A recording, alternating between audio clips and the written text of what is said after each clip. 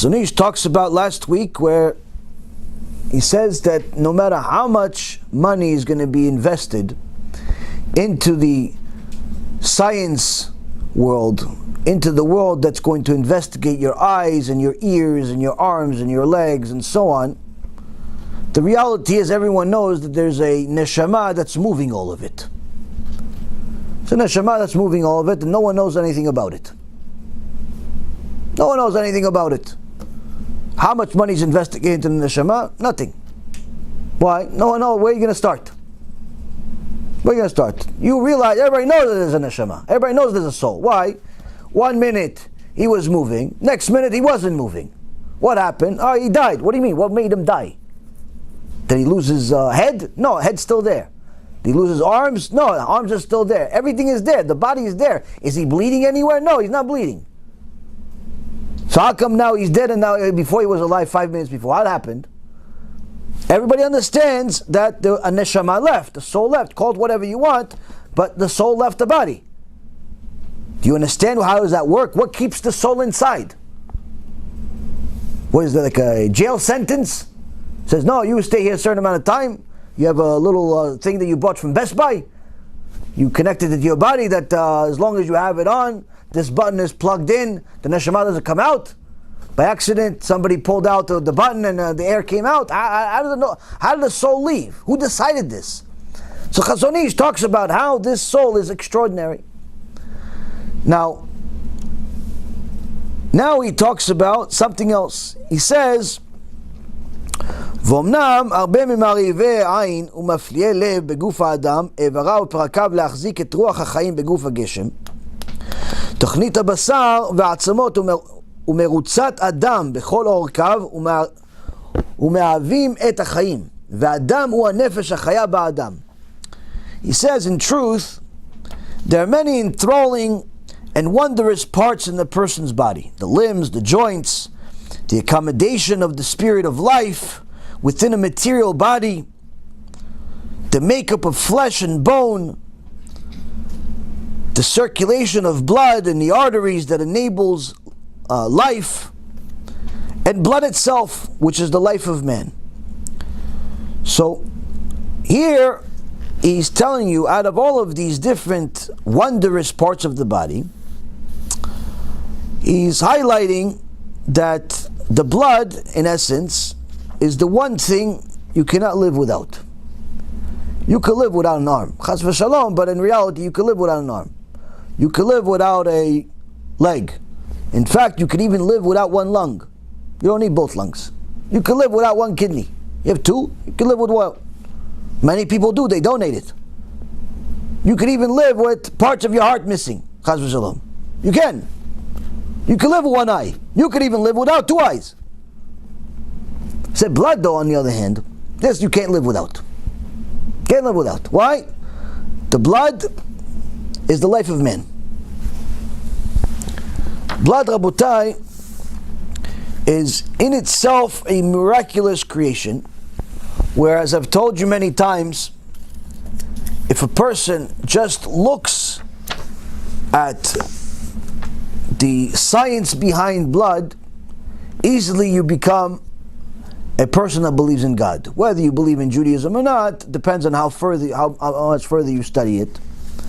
But just a little bit of facts about blood. There are three parts to the blood. There's the plasma, the white cells, the red cells. Now, the plasma is really see-through. And the red blood cells, the white blood cells are the ones that in essence fight disease and so on. But the red blood cells are the ones that transfer oxygen. Now, interestingly enough, there are certain things that are transferred by these red blood cells, but someone told this blood to be very careful with certain things that it transfers. Aside from this oxygen, that you need as much of it as possible, and you produce more or less in different times of the day depending on what activity you're doing. There's also different things that are in your body that need to be transferred. For example, iron. When you transfer iron in your body, someone told the blood to be very careful with this. Why? Don't connect too close to it. Because if the iron connects and glues itself too much to the actual oxygen, it'll hurt your breathing. Chas v'shalom. Now, when you look at blood with the naked eye, you can't see any of this. You can't tell any of this stuff. But the scientists have investigated this under the telescopes, and they see this. Someone has given this blood a brain, that it uses for this time, for that at different times. Now, the lifetime of your blood, according to scientists, is 4 months. 4 months, it goes through your body. How many times is it going to go through your body? This certain blood cell is going to go through your body before it dies. It goes to the bone marrow and it dies over there. How many times is it going to go through your body? 75,000 times. Now I don't know if they put one of these Go cameras on it to see if it goes 75,000 times or not, but surely enough, that's the estimate that they're saying. It goes through your body 75,000 times. Either way, it's a very big number. That this cell goes through your body non-stop 75,000 times before it dies, 4 months later. Now, every second, there are 3 million cells, 3 million red blood cells in your body that die. Every second. Now, this sounds scary. Good news is, same thing. Every second, 3 million cells are replaced, are born. Why? To make sure that you stay alive. Now, but there are some times that you produce more than 3 million cells. When you're active. So when a person, for example, exercises, immediately when the person exercises, his body can produce anywhere from 8 to 12 times more red blood cells. Why? Because he needs more oxygen. Because he's exercising, he needs more oxygen. So where do you think this oxygen is going to come? I was like, oh no, I'm going outside for fresh air. It's not outside for fresh air. It's not outside for fresh air. It's the blood. You need more blood. Your body, your brain tells your body, hey, guys, let's go. Get on it. No, we'll slow down. We only want 3. We're relaxing. No, we're relaxing. This guy decided to go for a run, this crazy guy. Decided to go for a run. We're not really sure. Why don't you just sit down, read a book? But he decided to run.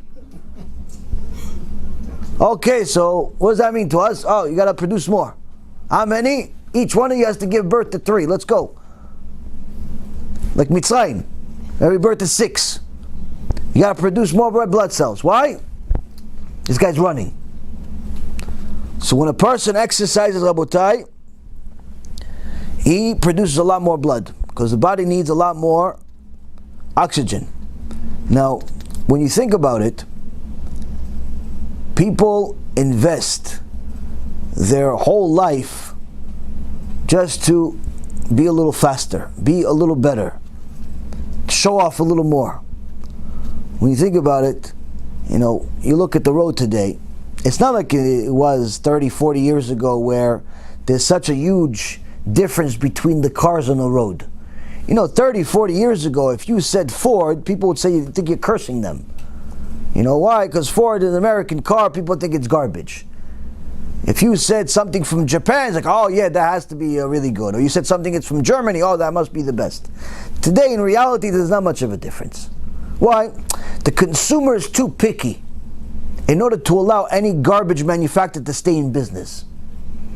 Bottom line is, if you're not coming out with good quality goods, you're going out of business. So today on the road, there's not really that much of a difference between the cars. Not that I'm a big car scholar or anything. I don't really know anything about cars, but I know about business. In reality, there's not much of a difference between the cars today. But if you talked about 30, 40 years ago, if you said somebody had an Oldsmobile, it's like, oh wow, poor guy, he's skinned. Poor guy, wow. I'll pray for you. Mercury, oh Shem Yachem, you might as well have cancer. How many times do you have to change the engine on this one? The transmission goes out every week. But today you say Mercury, you say any name. Oh, okay, yeah. Some people like that. Some people like that. What's the difference?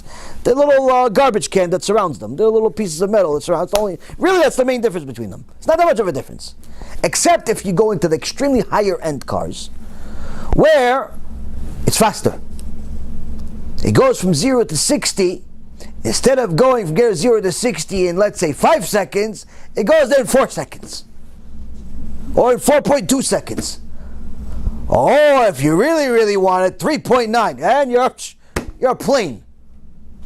How much more are you going to pay for that? $100, $200, $300,000 more. For what? To get from 0 to 60 an extra second faster. That's what you're paying for. In reality, why? It's the same piece of metal, same garbage can.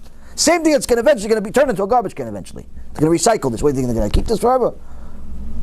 They're going to recycle. They're making the garbage cans.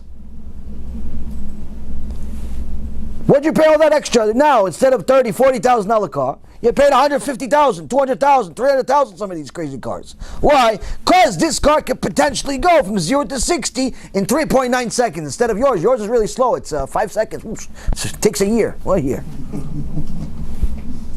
Extra second, another $200,000. Is it really for the extra second? Is anyone really using this? Is anyone really going 0 to 60 anywhere? Where are you going in 60? Where are you going in 5 seconds? Where are you going in 5 seconds? If you go that fast anyway, you get arrested, go to jail.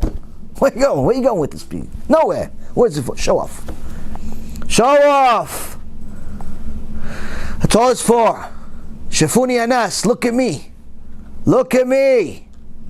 You want people to look at you. In Shamayim, they're looking at you. Whether you're driving the Oldsmobile or you're driving the Bentley, they're looking at you. They're looking at you and they're counting, okay, so he spent $150,000 on the car. How much did he spend on Kiruv? How much did he spend on Torah? How much did he spend on Mezuzot? How much did he spend on his tefillin? How much did he spend on helping the poor? How much? But we spend a lot of money and a lot of things. Why? We want people to look at us. Now, your blood doesn't have this foolishness in it. It goes fast when it needs to go fast, and it goes slow when it needs to go slow. Without you paying for it, an extra $100,000. You get up in the morning, you want to do a few push-ups. Blood goes, whoa, wow, let's go, this guy's crazy. This guy went from sleeping to now he wants to produce enough cells to build a civilization. Then he decides, no, you know what, I'm kind of tired, go back to sleep. Ah, okay, blood says, okay, yeah, we're going to sleep too. We're going to sleep too. He was dreaming. Thought he was like the Incredible Hulk for a second. The blood doesn't have to have any extra payment, a raise, a promotion. It works fast, it works slow. Who told it? Who told it to do this? Did you ever see a blood cell with glasses on maybe as a... No. So you see, Rabotai, when you think about the blood, the mechanics of the blood, aside from the humor that I'm adding to it, is pure genius. It's unbelievable how much wisdom Hashem put in simply into the blood itself.